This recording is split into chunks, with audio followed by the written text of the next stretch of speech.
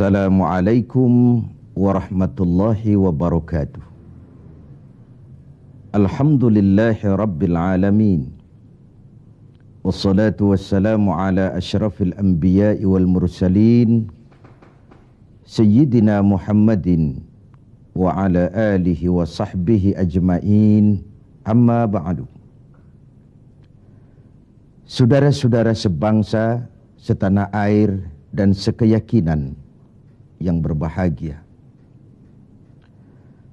Data-data terakhir yang sampai kepada kita membuat kita sebagai bangsa semakin prihatin.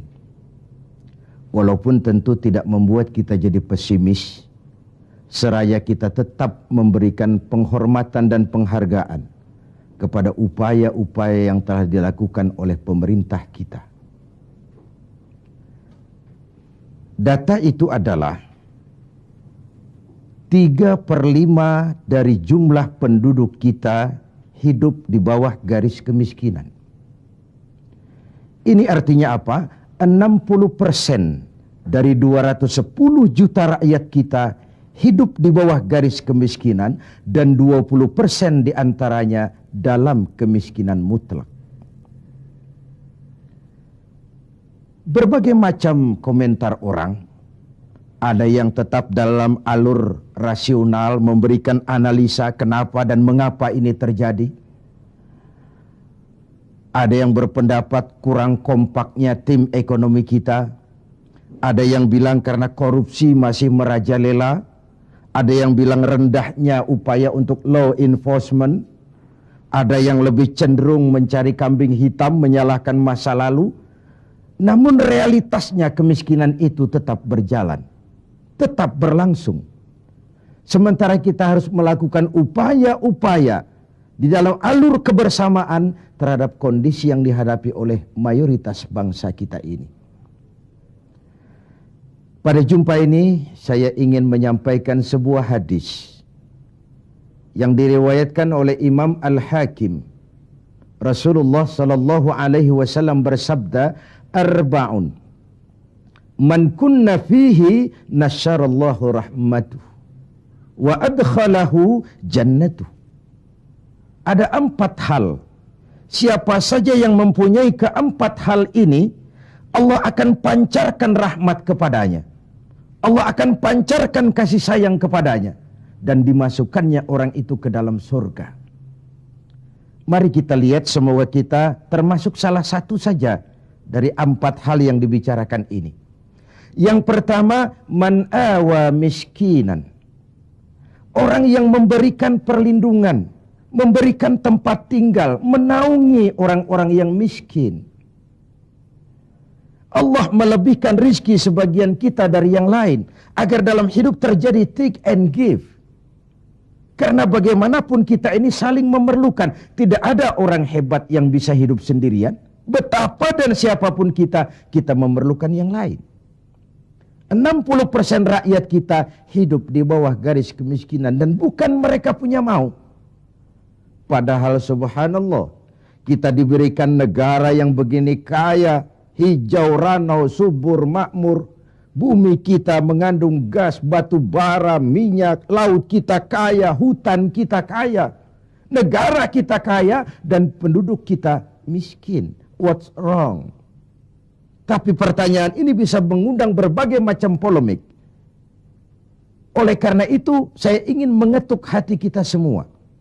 Allah akan memancarkan rahmatnya kepada orang-orang yang santun, berpihak kepada orang-orang miskin. Hukum sering tidak berpihak kepada kemiskinan. Kebenaran sering tidak berpihak kepada kemiskinan. Sehingga dengan demikian tersudutlah dia di pojok-pojok kehidupan. Padahal ini masalah kita bersama. Sementara Rasul dengan tegas memperingatkan, wallahu fi aunil abdi madamal abdu fi auni akhi. Allah akan selalu menolong seorang hamba selama hamba itu masih mau menolong saudaranya. Jikalau kita sudah tidak punya kepedulian kepada saudara-saudara kita yang hidup di bawah garis kemiskinan, Jikalau kita biarkan mereka meratap dalam keputusasaan, jangan heran Allah juga tidak akan pernah peduli dengan kita. Sementara kemalangan apa yang lebih besar dalam hidup ini kalau Allah sudah tidak mau peduli dengan kita lagi. Rumah-rumah singgah tetap diperlukan. Pemandangan sehari-hari kita lihat anak-anak kita dalam usia sekolah terpaksa harus berjemur panas terik, terguyur hujan, tidur di tepi-tepi jalan oleh karena tekanan kehidupan, oleh karena sulitnya lapangan pekerjaan, oleh karena kemiskinan-kemiskinan yang dialami. Dan itu semua menjadi tanggung jawab kita untuk berbagi dalam kondisi yang seperti ini. Saudara-saudara sebangsa, setanah air, dan seiman yang tercinta. Dengan semangat ini, boleh jadi baju di rumah kita sudah tidak ada artinya. Tetapi ketika kita berikan kepada mereka, akan jadi besar artinya buat mereka. Sementara di rumah kita sendiri, kita sudah hampir lupa ada baju itu. Tidak tersentuh sama sekali. Beratkah kita memberikan sesuatu yang di tangan kita sudah tidak begitu berarti? Sementara akan jadi pengarti yang paling besar bagi orang lain. Satu sisi ada orang sakit perut karena kekenyangan. Sisi lain orang merintih karena kelaparan. Tidak bisakah kita menyisihkan sebagian saja supaya kita tidak berlebihan dan tetap sehat. Sementara yang lain juga tetap tidak merintih kelaparan karena kekurangan makan. Kemiskinan merupakan musuh kita yang paling utama. Dan biang keladinya adalah belum stabilnya perekonomian kita. Penyebabnya bisa bermacam-macam. Karena kurang kompaknya tim ekonomi kita, iya. Karena warisan hutang, iya juga. Baik hutang pemerintah maupun hutang swasta. Karena orang-orang para pemimpin kita belum mampu melakukan terobosan-terobosan ekonomi yang menggembirakan, iya juga. Tapi rakyat kita sesungguhnya, kita lihat. Di lintasan pintu kereta, itu kadang-kadang penjaga pintu juga, kereta masih di mana-mana, pintu sudah ditutup. Panjang sekali antrian itu. Truk, bus, sopir-sopir keringetan. Setengah jam nunggu kereta mau lewat. Ketika lewat keretanya memang 11 gerbong, panjang sekali. Si sopir truk, si sopir bus, si kenek yang kekeringatan itu, pantas saja lama kita menunggu sampai keringetan. Keretanya yang lewat panjang betul. Ada kepuasan batin. Sebaliknya bayangkan, sudah setengah jam nunggu, keringetan, kepanasan, haus, mencekik leher. Antrian mobil panjang di lintasan pintu kereta. Begitu lewat, yang lewat ini cuma lokomotif. Nyumpah-nyumpah kenek-kenek sopir sialan.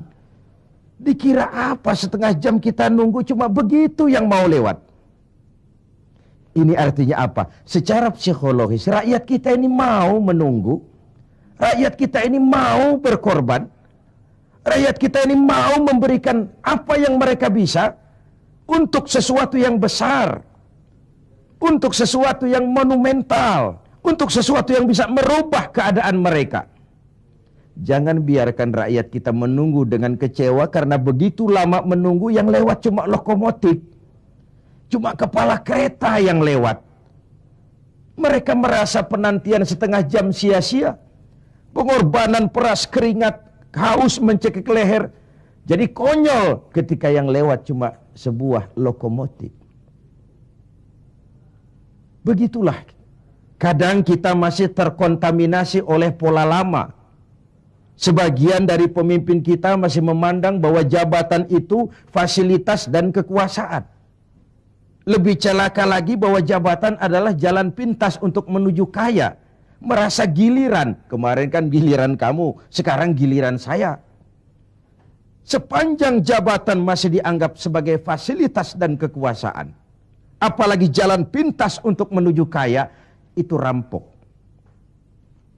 Negara sedang sakit, ini musim kerja bakti. Pesta sudah selesai.